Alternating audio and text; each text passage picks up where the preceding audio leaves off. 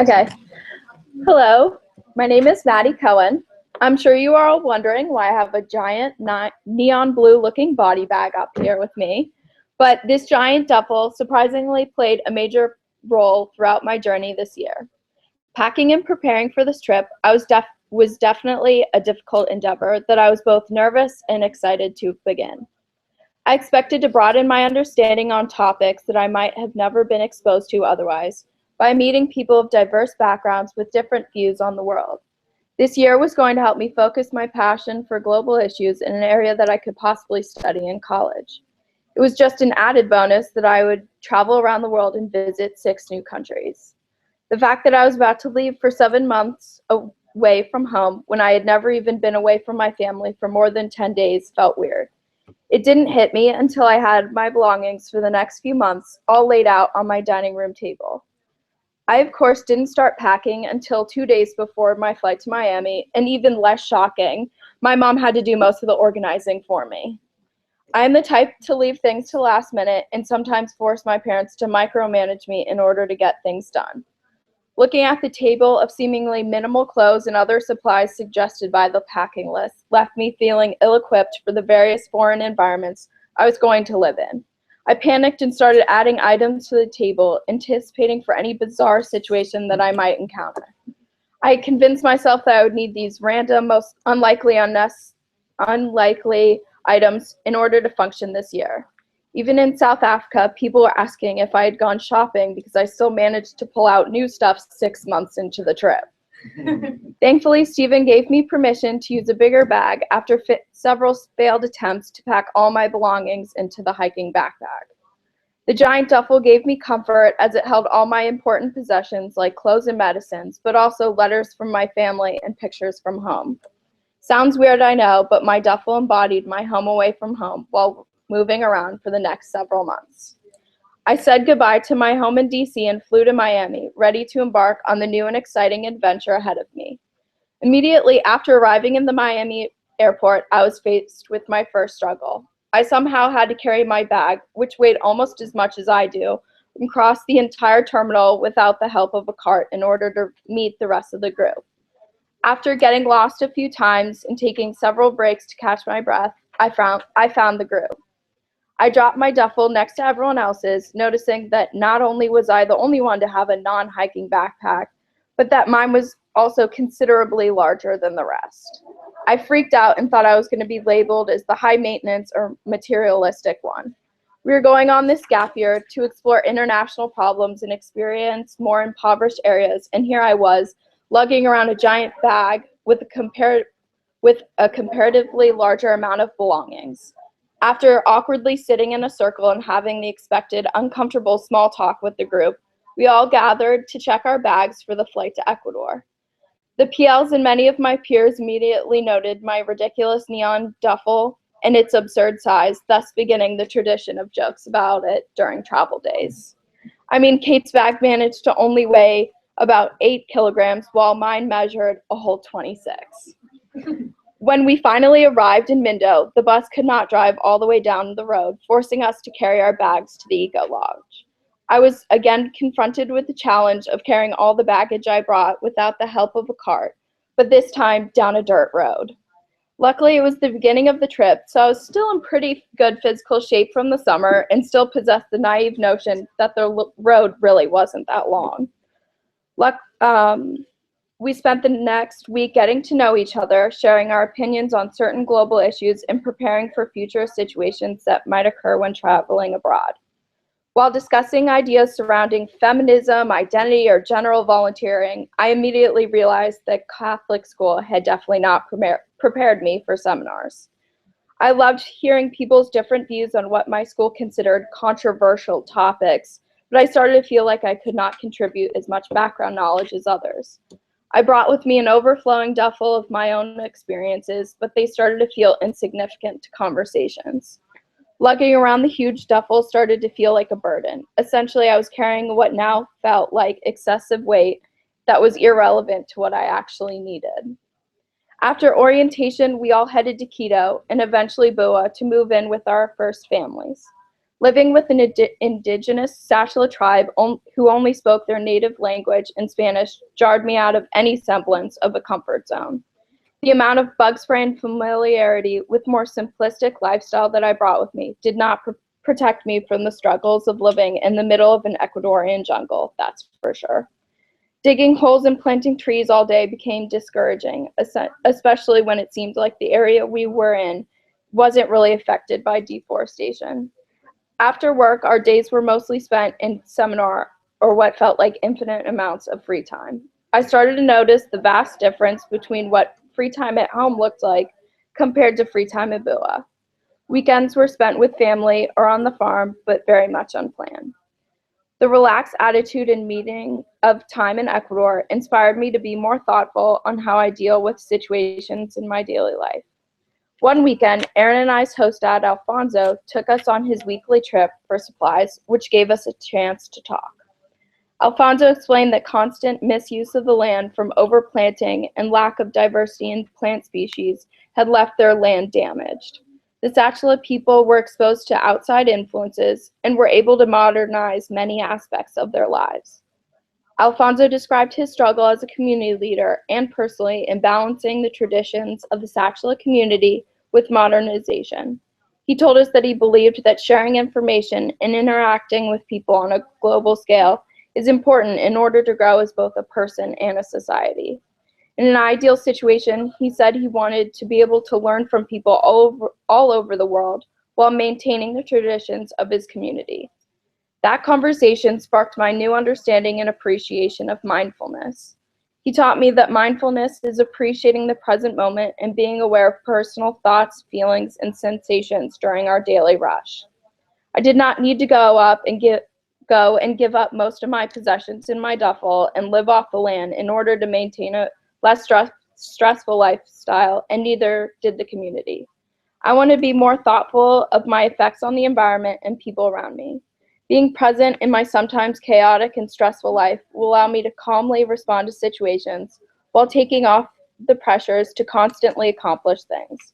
I started to reevaluate what I thought was important in my duffel and try to alleviate the stresses I put on myself from carrying such a heavy load. The next time I emptied my bag was in Peru in preparation for the 3-day trek to Machu Picchu.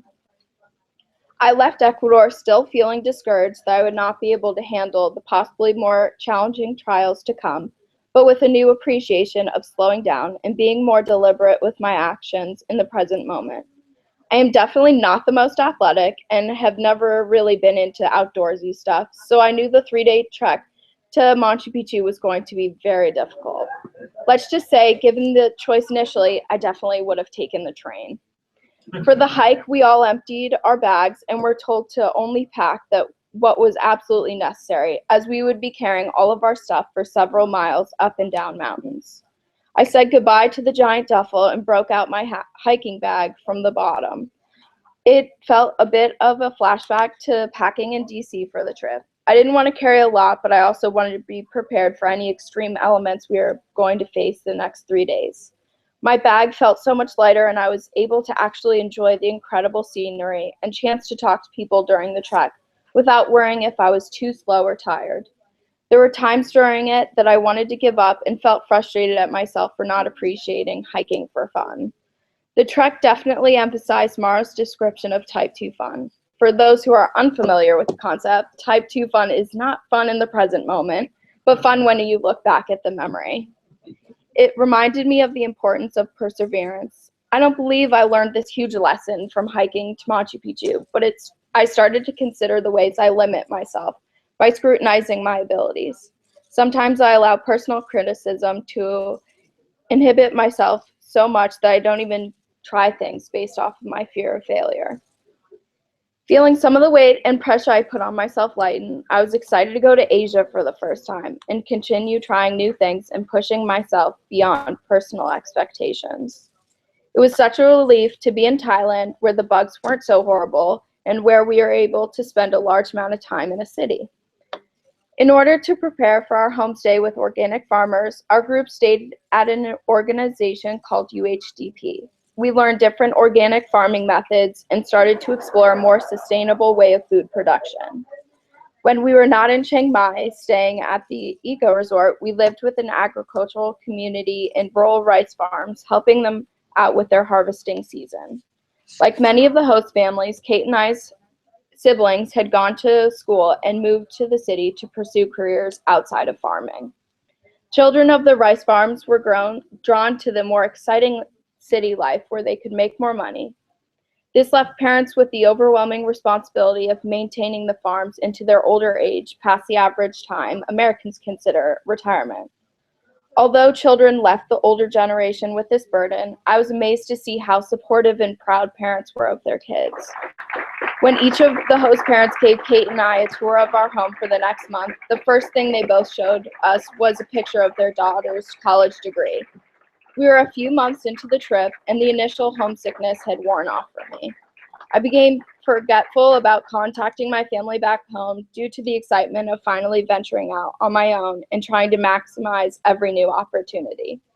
I started to notice congruency between the younger Thai generation and myself. My parents were also proud of me for pursuing my own path in attempts to become an adult, but I too left burdens for them back home. My sister struggles with severe insomnia, which often causes medical problems, sometimes to the point of hospitalization. Every couple weekends, our host sister would come home from Chiang Mai to help her parents with jobs around the house. Seeing her dedication to drive the 3 hours away from work helped me evaluate my relationship with my family. As I mentioned in the beginning, a few of the most important items I packed were notes written from my mom. My mom spent several hours before I left writing thoughtful letters for me to open every month, and I hadn't even sent a single email thanking her. I knew my parents were dealing with my sister's hospitalization, and I allowed my eagerness to become my own individual overshadow my participation with my family. Before leaving, I was insanely close with my sisters, and then I knew I wanted to get back to that point with them. While packing up my duffel before heading off to Cambodia, I took out the letters and put them in my carry-on in order for them to be closer to me and remind myself the importance of family. I learned that, like the younger Thai generation, I could also venture out into the exciting world, but that I also needed to make the effort to come home and help my family. Cambodia shocked me the most out of all the countries we visited. I packed absolutely nothing in my duffel to prepare me for the depressing and terrible reality that we saw in the country. I brought the ignorant impression that all I need was a camera to take pictures of the magnificent Angkor Wat that I had studied in AP Art History.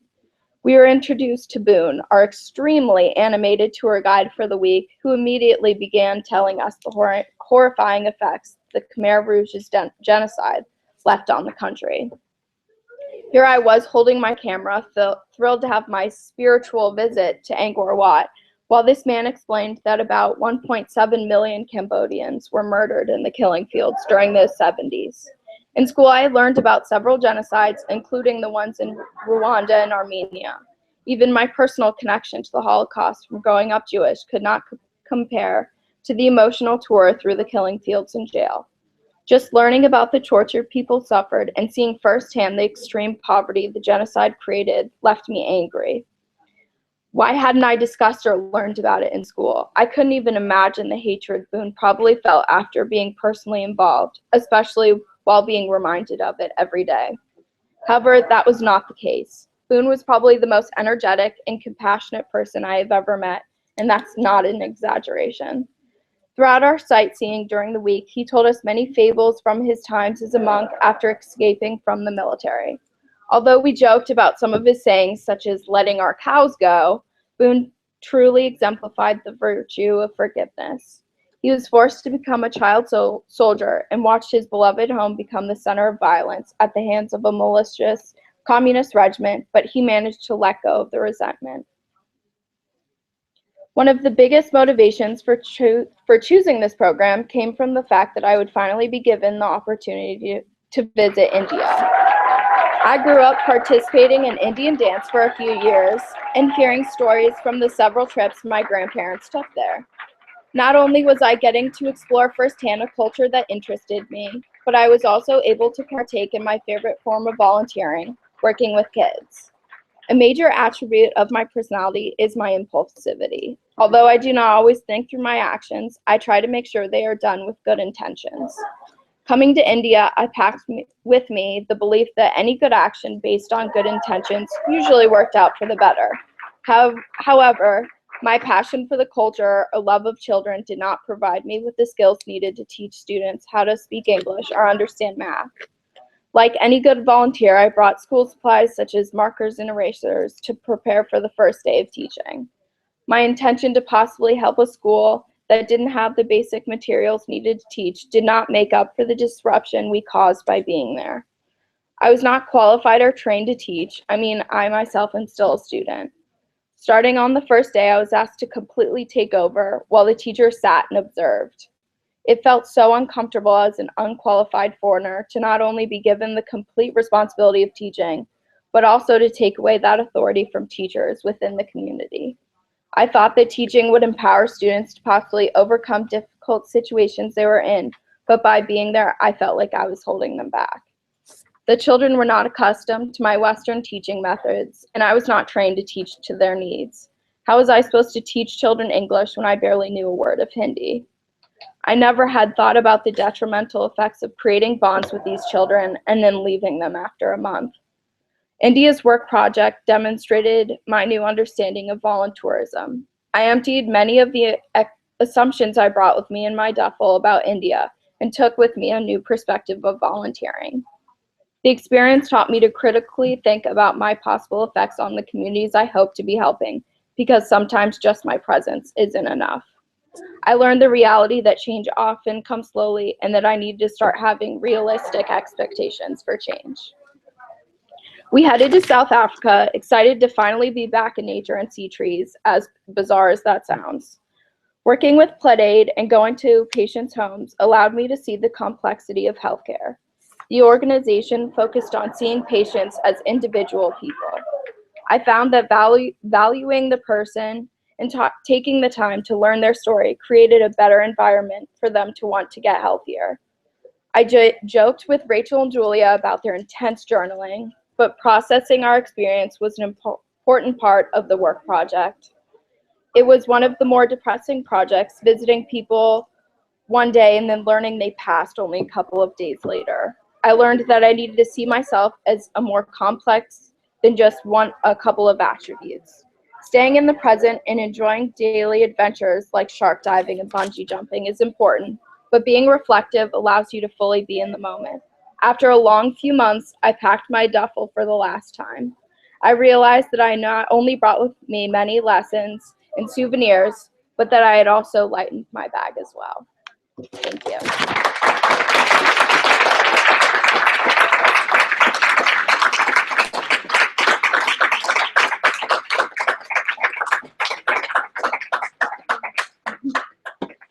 A few minutes